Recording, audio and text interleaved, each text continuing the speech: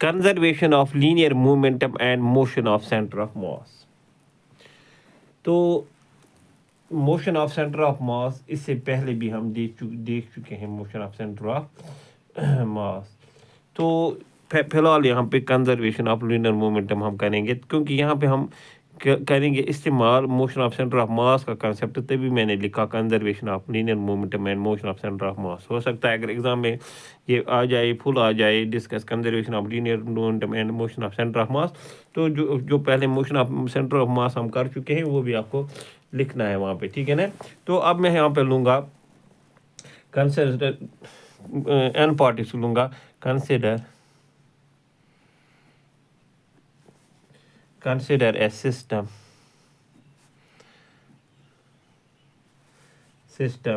of n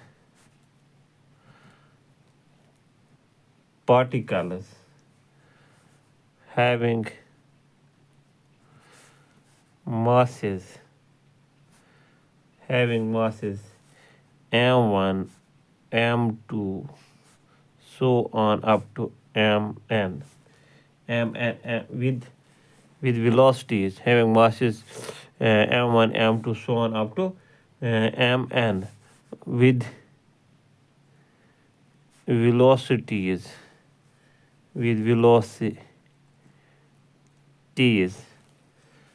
v1 comma v2 comma so on up to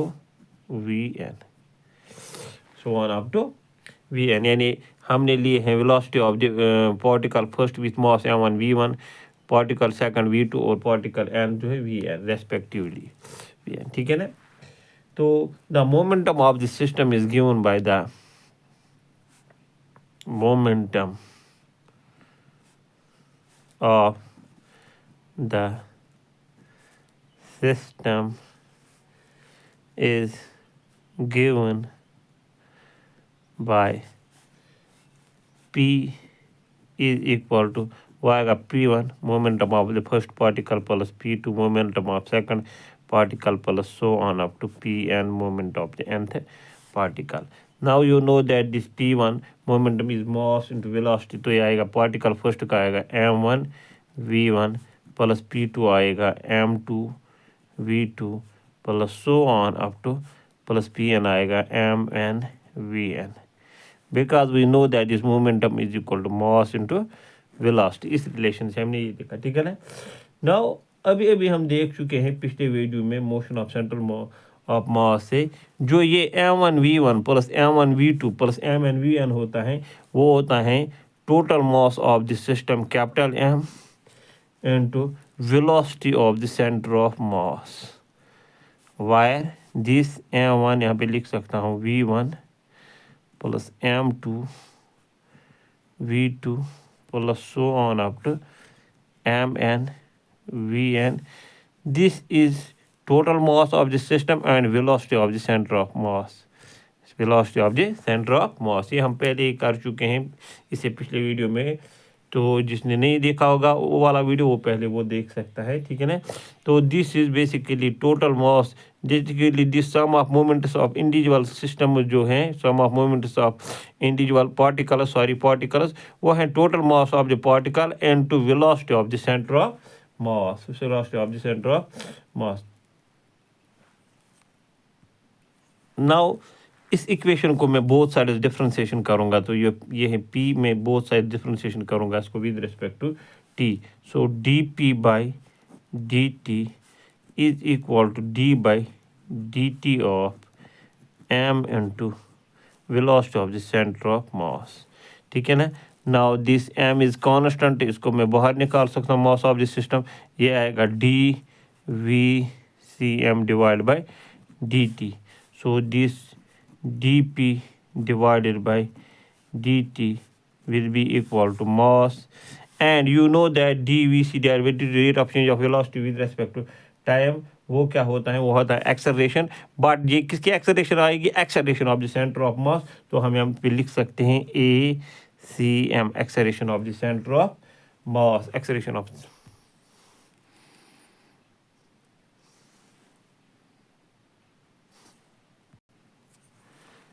और Newton second law से हमें पता है this force is equal to mass into acceleration. तो जो यहाँ पे आएगा total mass of the system and acceleration of the centre of mass, ये आएगा इक्वल टू एफ एक्सटर्नल, यानी फोर्स मगर होगा total external force F external. ये भी हम पहले भी हम देख चुके हैं, because this mass of the system and to acceleration of the centre of mass will be by Newton second law force, but force will be equal to sum of the forces mean sum of all external forces on the particle m1 m2 and m1, ठीक है ना। सो if we take external force 0, if we take external force 0, if मैं लूँगा if f external, यानी if total external force on the system is 0, यानी sum of total external force on the system is 0, तो हमें क्या आ जाएगा, हमें आएगा यहाँ पे मैं इसको इक्वेशन फर्स्ट लिख सकता हूँ, therefore यहाँ पे therefore from first we have, हमें क्या मिल जाएगा, हमें मिल जाएगा dp/dt इज इक्वल टू 0। इसको मैं इक्वेशन सेकंड लिख लेता हूँ। This means rate of change of momentum with respect to time is equal to 0 when f total external force is 0। इसका मतलब क्या है, dp/dt इक्वल टू 0। डिफरेंशिएशन किसकी 0 होते हैं, कांस्टेंट की ही होती हैं। दिस मीन जो ये मोमेंटम है p is equal to constant, p is equal to constant. तो हम यहाँ पे इस तरह से लिख सकते हैं, तो द लीनियर इस तरह से हम लिख सकते हैं, hence the linear momentum of the center of the center of mass, because this is the momentum of the center of mass, because this is mass into acceleration due to center of mass। तो हम लिख सकते हैं moment of the centre of मास। यहाँ पे आप नीचे p को इस तरह से भी लिख सकते हो, PCM momentum of the centre of mass. Simply तो लिखने की ज़रूरत नहीं है, the linear momentum of the centre of mass of the system remains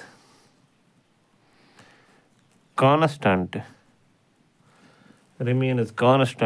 if external force acting on the system, if external force acting on the system is 0। यहाँ पे हमने लिखा is 0, वहाँ पे कभी आ सकता है prove that linear momentum is conserved means its change is constant if the external force on it is 0, ठीक है ना। तो इसको हम बोलते हैं linear law of conservation of momentum of the center of mass। this is called, इसको हम बोलते हैं, ये हम call this is the law of conservation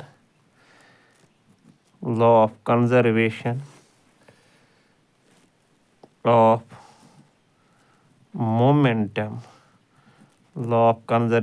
momentum of the center of mass of the system। तो ये है law of conservation of linear momentum of the system, that total moment, जो ये मोमेंटम है, मोमेंटम इज कांस्टेंट। नाउ अगर हम motion of centre of मास देखेंगे, तो अभी जो हमने इक्वेशन डिराइव की थी फ्रॉम इक्वेशन फर्स्ट वी है, हमने क्या दिया था, total momentum of the system dp/dt is equal to 0 when external force is 0, ठीक है ना।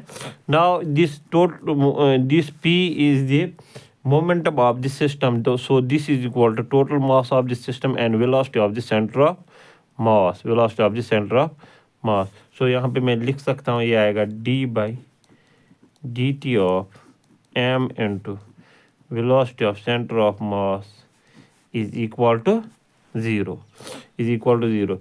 This further implies m को मैं बाहर निकाल सकता हूँ, dvcm divided by dt is equal to 0. Now product of two factors, this and this is 0. So now इनमें से एक ना एक फैक्टर तो 0 होना चाहिए. Now we know that since this mass of the system is not 0, mass of the system 0 नहीं हो सकता है, ठीक है ना. तो पार्टिकल्स हैं वहाँ पे, n पार्टिकल्स हैं. So इसका मतलब ये वाला फैक्टर 0 है. This implies dvcm divided by dt is equal to 0. Any rate of change of velocity of the center of mass with respect to time is 0. इसका मतलब क्या है, 0 किसकी डिफरेंशिएशन होती है, वो कौन, जिसका मीन्स है जो velocity of the center of mass है वो क्या है, वो कांस्टेंट है, वो है कांस्टेंट. तो मैं लिख सकता हूँ, this implies that the center of mass, this shows that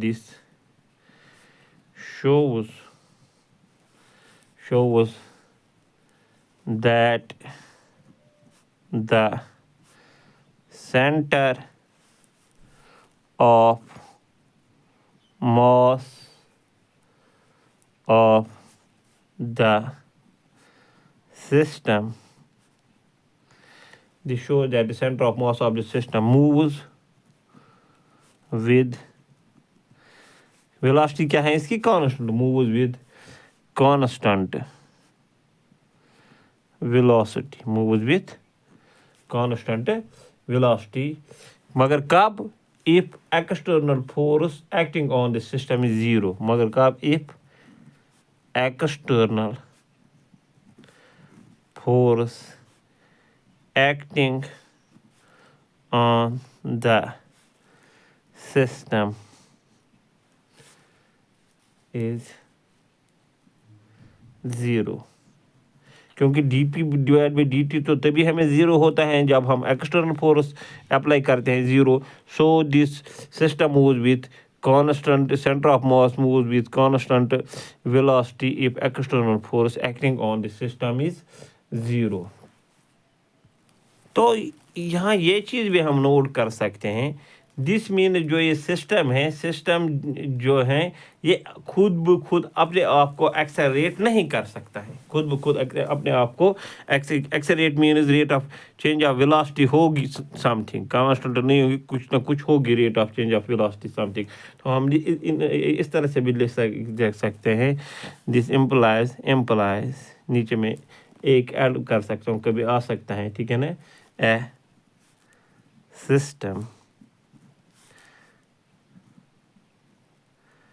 system interacting internally, a system interacting internally. Internally means खाली इंटरनल पार्टिकल जो हैं उन पे एक दूसरे का फोर्स है, जो एक्सटर्नल फोर्स है वो 0 है. ये हैं दिस मीन्स हम लिख सकते हैं ए सिस्टम इंटरैक्टिंग इंटरनली के नॉट accelerate itself. सो अगर कभी कभी वहाँ ये भी आ जाता है, show that A system interacting internally can not accelerate itself, तो हमें आपको यही कुछ लिखना है, क्योंकि इंटरनली मीन्स खाली इंटरनली जो पार्टिकल्स हैं वो एक दूसरे पे फोर्स ऑफ अट्रैक्शन लगाते हैं, एक्सटर्नल फोर्स 0 है. इसका मतलब ये है.